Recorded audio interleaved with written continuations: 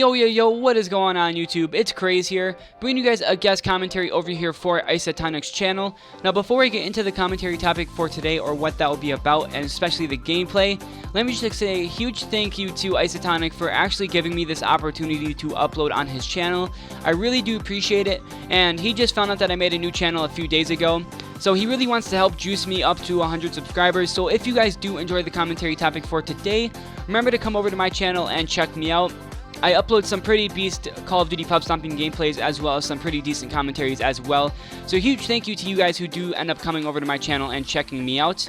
And if you guys are new to Isotonic's channel too, remember to subscribe to him also because he has some beast gameplays like this to come in the future too. So anyways, before I get into the commentary topic, the gameplay you are watching in the background today is a diamond crossbow nuclear playing on the map Plaza, and yes, he does use C4s in this gameplay. So before you guys riot, you try to get a crossbow nuclear in Black Ops 2 and see how well that goes for you. It is incredibly hard and challenging to do without any equipment whatsoever. So either way, this is still an impressive gameplay, and we hope you guys do enjoy that very much. So anyways, guys, today's commentary topic will be about the time that I almost got arrested. So without further ado, let's get started. Now this was about the summer of 5th grade, and I don't really thug life anymore, seeing as it's not my type of thing to do. I don't find like any excitement out of thug lifing or being a thug anymore. So anyways, let's start the background information on how this whole thing ended up and happening. So it was about the summer of 5th grade, like I said, and my babysitter went away on vacation for about a week or two. And my parents didn't really quite trust me being home alone yet because I still was in 5th grade, I was an only child, and they just didn't think that I could actually handle being responsible enough to stay home alone all day, actually make myself lunch without actually like burning down the house down or actually drowning in the toilet. So what they decided to do is they called up one of my friends and asked if I could just stay over there for the week while my babysitter was actually away on vacation. So that all happened. So we were, when I went over to my friend's house, there wasn't anything we could really do. Of course, he had an Xbox, he had bikes, he had scooters, he had all of that other stuff.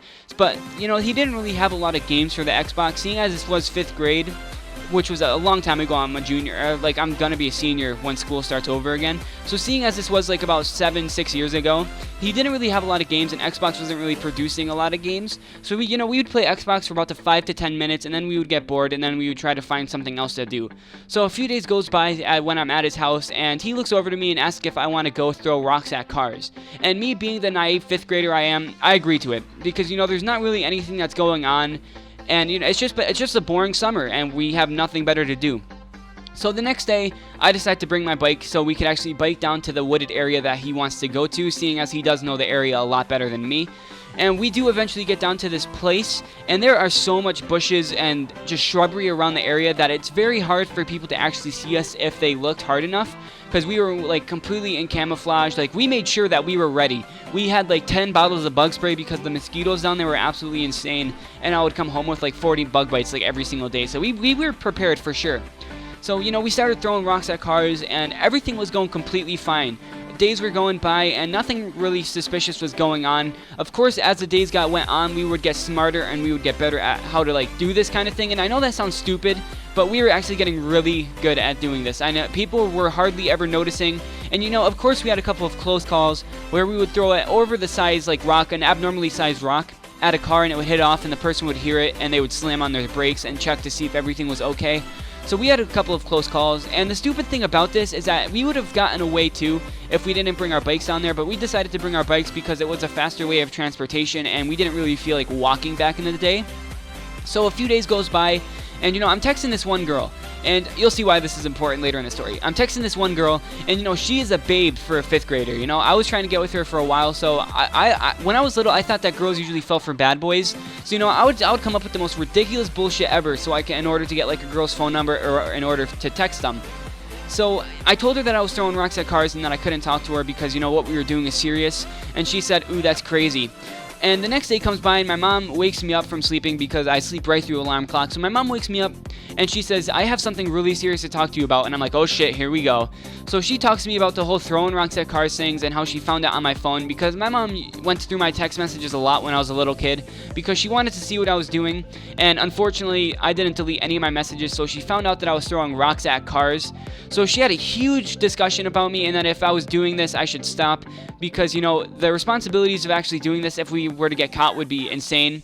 So she told me to stop doing it, and obviously I didn't listen to her because the next day I went down and continued doing it some more. And I remember this day clearly. We were down at the place, a regular day, nothing was going on, you know, a little bit of increased police activity around the area because people were probably reporting a lot more suspicious activity going on in that area. And once you get a few calls about rocks getting thrown at cars from the woods, that kind of raises suspicions. So everything was going normally the way it should be, you know, the same amount of police activity was in the area just like a normal day. And I remember this completely. I picked up this rock, and it wasn't even a big rock, it was like a medium-sized rock. And this lady drove by, and I underhand threw it. And it hit off like the passenger side door and made this like huge explosion. And I was absolutely surprised. Like, it actually caught me off guard how loud that explosion was. So this lady, she slams on her brakes and gets out of her car screaming as loud as she can. And at that moment, my friend and I knew that we were in trouble because she either saw us or she was just going to go in the woods to try to figure out what actually happened. But she was screaming. So my friend and I, our first reaction, we have to run. We have to get out of that area as fast as possible. And like I said, our bikes, we brought our bikes down there. So we put our bikes way far back in the woods, but she actually went far back enough to like get them. And my friend at this time, he completely ditched me. So I just was standing there watching this lady take our bikes. And the only reason why I didn't decide to run away even further is because I wasn't really like familiar with the area, and I definitely wasn't gonna get lost and like get eaten by a pack of wolves. So I'm standing there watching this lady take our bikes, and she's standing at the side of the road like cussing up a storm at this point. So a few minutes goes by, and my friend eventually comes back to like retrieve me because he knows that I'm not following him anymore. And we're standing there, we're talking for a little bit. She's on the phone with the cops at this point in time. So after a while of talking, I'm like, dude, we have to go back out there. Like, I cannot lose my bike. My bike was a ton of money. I think my bike was like $400. After a while of talking and discussing of like what we should do, we finally decide to go back to the road to like talk to her and fess up and like tell her that it was us. So as soon as she makes eye contact with us and as soon as she sees us, she starts yelling even more. And honestly, she was probably the ugliest bitch that I've ever seen in my life. There was no way I was going to be getting funky with that girl to get away from this whole thing. So she calls up the cops. My friend and I are sitting on the side of the road, not sure of what to do. I mean, if we wanted to, we probably could have escaped, but I just think that we were just like in shock and we couldn't really do much because we were just terrified out of our minds. So, you know, the cops show up and they start reading us our rights, that we have the right to remain silent. Everything we say and do will be held in the court of law. Just regular procedures that you normally see on the cop TV show. So we're sitting there, everything's going by. The cop is talking to the lady, the cop is talking to us, asking us what happened, trying to get all the information he can get. And then a few minutes goes by and another guy comes up behind the cop car. Before I get any further ahead of myself, we were also throwing apples at the cars as well. We would normally just chuck them, and people, and our whole aspect behind that was that if, like, you know, we were throwing apples, so we thought that people would think that, you know, the apple just fell from the tree and it hit their car and they would think of no big deal.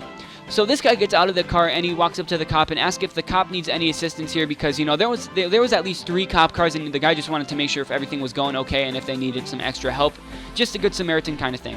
And the cop says, no, we're fine. And the guy was like, okay, well, what were these kids doing? And they were like, they were just throwing rocks at cars, no big deal, you know, just kids being kids. And then the guy was like, okay, well, I'd like to make a complaint right now because my mom was driving through here a couple hours ago and the apple actually went through her rolled down window and hit her in the side of the head and actually hurt her really bad.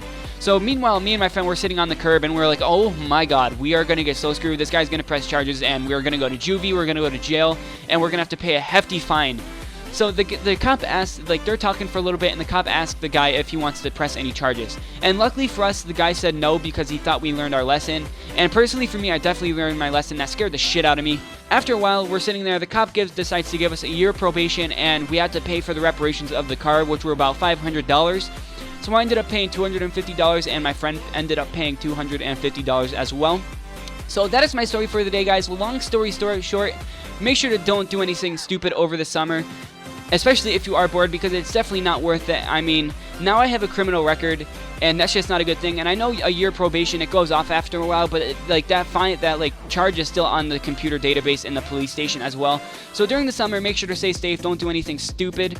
And that's basically the end of the story. So as always, I hope you guys did enjoy the commentary topic, and Isotonic hopes that you enjoyed the gameplay as well. Like I said before, if you are new to Isotonic's channel, remember to subscribe to him for more Beast gameplay like this in the future. And if you guys did enjoy the commentary topic today, remember to come over to my channel as well and subscribe to me. I'm on that 100 subscriber grind, so anything helps at this point in time. So anyways, it has been crazy. I'll see you guys later. Peace.